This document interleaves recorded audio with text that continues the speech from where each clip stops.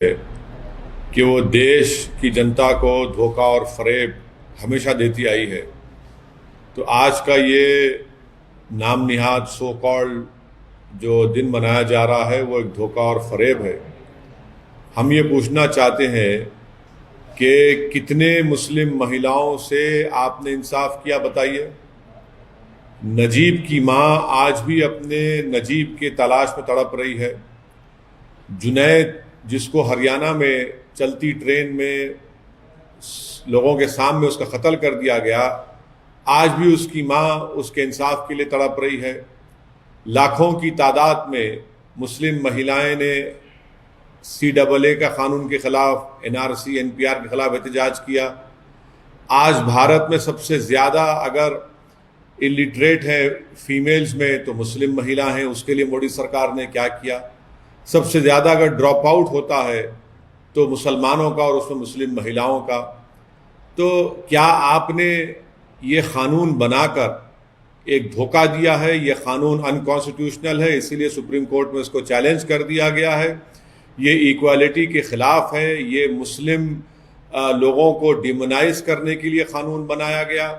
और हम मोदी सरकार से पूछना चाहते हैं कि सिर्फ मुस्लिम वुमेन डे मनाएंगे, दूसरे कम्युनिटी का नहीं मनाएंगे? आप ये कहना चाह रहे हैं कि हमारी हिंदू बहनें, हमारी दलित बहनें, हमारी OBC बहनें, सबका एम्पावरमेंट हो चुका है? क्या आपका ने रिकॉर्ड है, बताइए। तो ये सिर्फ धोखा और फरेब है। इस कानून से मैंने कहा कि उल्टा मुस्लिम महिलाओं का एक्सप्लॉयटेशन होगा, धोखा होगा, वो और परेशान होंगी और किसी को इंसाफ नहीं मिलेगा। डिमोनाइजेशन होगा मुसलमानों का, सिर्फ केस बुक होगा, उसके बाद कोई इंसाफ नहीं होगा उन लोगों पे। तो ये हमेशा इनकी आदत रही है धोखा देने की, फरेब देने की, और ग्राउंड पर इसका कोई, ना तो मुस्लिम महिलाओं ने, मुसलमानों ने इसको एक्सेप्ट किया है बल्कि इसको रिजेक्ट किया है। तो ये इसकी हकीकत है।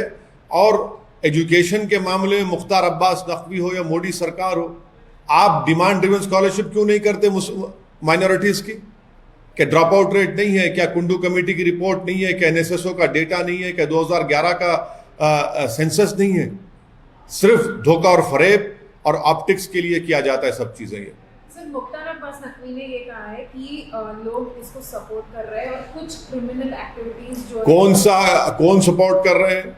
इस कानून के खिलाफ करोड़ों मुस्लिम महिलाओं ने अपने हाथ से साइन करके भारत के प्रधानमंत्री को कहा कि हम इस तरह के कानून को रिजेक्ट करते हैं। ये वो उन लोगों की आप बात क्यों नहीं करते? ग्राउंड पर इसका कोई इंप्लीमेंटेशन नहीं है। बर्डन ऑफ प्रूफ मुस्लिम महिलाओं पर डाल दिया गया और आप इसको ये कह रहे हैं कि अगर कोई जेल को भी जाएगा तो शादी रहेगी। इस मुल्क में अगर कानून बनाना है, मैं मोदी सरकार को कह रहा हूं कि डिजर्शन पर कानून बनाइए। वो मर्द जो अपनी बीवी को शादी भी करते हैं और अपने साथ नहीं रखते, उनको छोड़ देते हैं, डिजर्शन पर कानून बनाइए ना। आप डिजर्शन पर कानून नहीं बनाते। और अगर इस कानून के तहत किसी मुसलमान को सजा होगी तो 3 साल और नॉन मुस्लिम को होगी तो 1 साल। क्या कर रहे हैं आप? डेमोनाइज कर रहे हैं पूरी कम्युनिटी को, और मुस्लिम महिलाओं से ये नाइंसाफी और एक्सप्लॉयटेशन और ज्यादा होगा इस कानून के तहत। सर, मुख्तार अब्बास नकवी ने ये कहा है कि कोविड की वजह से इस बार इतनी बड़ी सेलिब्रेशन नहीं हो रही है, पर तीसरी साल मतलब अगले साल आएंगे। किस बात का सेलिब्रेशन कर रहे हैं? बताइए। आपके पास रिकॉर्ड है तो बताइए किस बात का सेलिब्रेशन कर रहे हैं? आप तो एक अनकॉन्स्टिट्यूशनल कानून बनाकर जो राइट टू इक्वालिटी के खिलाफ है और उल्टा बर्डन ऑफ प्रूफ मुस्लिम महिलाओं पर डाल देता है। इस देश को जरूरत है तो डिजर्शन के खिलाफ कानून बनाने के लिए, जो इर्रेस्पेक्टिव ऑफ रिलीजन का सब पे अप्लाई होगा। वो कानून नहीं बना रहे। ये सिर्फ धोखा और फरेब है। इसका इंसाफ से दूर दूर तक कोई ताल्लुक नहीं है। बीजेपी के लीडर्स ये कह रहे हैं कि PM मोदी के जो हर एक डिसीजन है वो सारे इंप्लीमेंट हुए हैं, चाहे वो राम मंदिर हो या आर्टिकल 370 का रिप्लेसमेंट हो या फिर 80% रिडक्शन इन ट्रिपल तलाक केसेस। कौन सा 80% है? कौन सा डेटा है? बताइए। चलिए देश सामने रखिए। कहां से लाए डेटा? ये डेटा तो आपने अपने घर में बैठकर, बीजेपी के दफ्तर में बैठकर बना लिया है। ग्राउंड पर एक्चुअल रियलिटी है कि मुस्लिम महिलाओं का एक्सप्लॉयटेशन हो रहा है इस कानून के तहत। बर्डन ऑफ प्रूफ मुस्लिम महिलाओं पर है और शादी भी खत्म नहीं होती उसकी। तो ये एम्पावरमेंट अगर मुसलमान और मुसलमान महिलाओं का चाहते हैं तो आप नजीब की माँ से इंसाफ करिए, आप जुनैद की माँ से इंसाफ करिए, आप पीलू खां के घर वालों से इंसाफ करिए, आप अखलाक के घर वालों से इंसाफ करिए, आप अकबर खां के घर वालों से इंसाफ करिए, अलीमुद्दीन अंसारी के घर वालों से इंसाफ करिए, जो जिनको गौरक्षकों ने मारा, उन खातिलीन, उन कन्विक्टेड लोगों को बीजेपी के लोग जाकर फूल का माला पिनाते, और आप आकर हमको कह रहे हैं कि आप मुस्लिम महिलाओं से इंसाफ कर रहे हैं। डिमांड ड्रिवन स्कॉलरशिप आप नहीं करते, इलिटरेसी रेट हाई है, कुछ नहीं करते, और आप सिर्फ एक धोखा और फरेब की इनकी हमेशा सियासत रही है, उसी पर बीजेपी चल रही है। सर, हिंदुस्तान के टैक्स पेयर का करोड़ों रुपया बात कर रहे हैं आप, अपोजिशन के लोग नहीं। तो आप भूल गए सुषमा स्वराज ने क्या कहा था कि पार्लियामेंट को चलाने की जिम्मेदारी सरकार की है। डिबेट करवाइए ना, क्यों सरकार डर रही है? 300 एमपी रखकर भी सरकार पेगासस के ऊपर डिबेट नहीं करना चाहिए, क्यों डर रही है? क्या छुपाना चाह रहे हैं आप? हम यही सवाल कर रहे हैं। आप चलाइए पार्लियामेंट को, हम चलाने तैयार हैं। आप चलाना नहीं चाहते, आप दिन में अपने बिल को पास करना चाहते, ये डेमोक्रेसी है क्या? पार्लियामेंट को चलाना सरकार की जिम्मेदारी नहीं है। अपोजिशन अपनी बात तो रखेगा, आप सुनिए, आपको एक्सेप्ट करना है मत करिए, मगर हमको बात रखने का तो मौका नहीं दिया जा रहा है। विपक्ष की जिम्मेदारी, विपक्ष उन लोगों की तरफ से विपक्ष आवाज उठा रहा है जिनकी लाशें पानी में तीर रही थी, जो ऑक्सीजन से मर गए। विपक्ष ये चाह रहा है कि भारत में सेकेंड वेव में जो 40 लाख से ज्यादा लोग मर चुके हैं, उनके लिए इंसाफ का बात कर रहे हैं, तो सरकार सुनने तैयार नहीं है।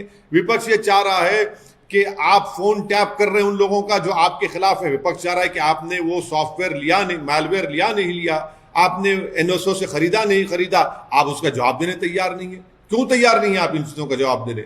विपक्ष ये पूछ रहा है कि किसान इतने महीनों से एहतजाज कर रहा है, आप उनकी बात सुनने तैयार नहीं है। तो सरकार सिर्फ खुद जिम्मेदार है। आज पार्लियामेंट अगर नहीं चल रही है तो मोदी सरकार इसकी जिम्मेदार। सर, उत्तर प्रदेश में आपने पहले ही ऐलान किया कि हम चुनाव लड़ेंगे। अभी प्रधानमंत्री से लेकर तमाम बड़े नेताओं, अमित शाह से लेकर तमाम बड़े नेताओं का वहाँ शेड्यूल तय हुआ है चुनाव प्रचार के लिए। आपको क्या लगता है कि आप इस तरह से स्टार कैंपेनर पार्टी के उनके जाएंगे क्या? हाँ, बीजेपी की हालत खराब है वहां पर। बीजेपी सेकेंड कोविड वेव को मैनेज नहीं कर पाई, 4 लाख से ज्यादा लोगों की मौत हुई है, ऑक्सीजन नहीं प्रोवाइड कर सके, उनकी गलती की वजह से मेडिकेशन नहीं मिला, नौकरियां जा चुकी हैं, और हेल्थ सेक्टर में तो कुछ हुआ ही नहीं यूपी में। मैंने कल ही आपको बताया कि कितने पोस्ट खाली हैं, और इसीलिए बीजेपी की हालत खराब है। और मुझे यकीन है कि उत्तर प्रदेश के नौजवान, उत्तर प्रदेश की जिम्मेदार तमाम जनता अब की बार इस चुनाव में बीजेपी को इंशाअल्लाह ताला शिकस्त देगी।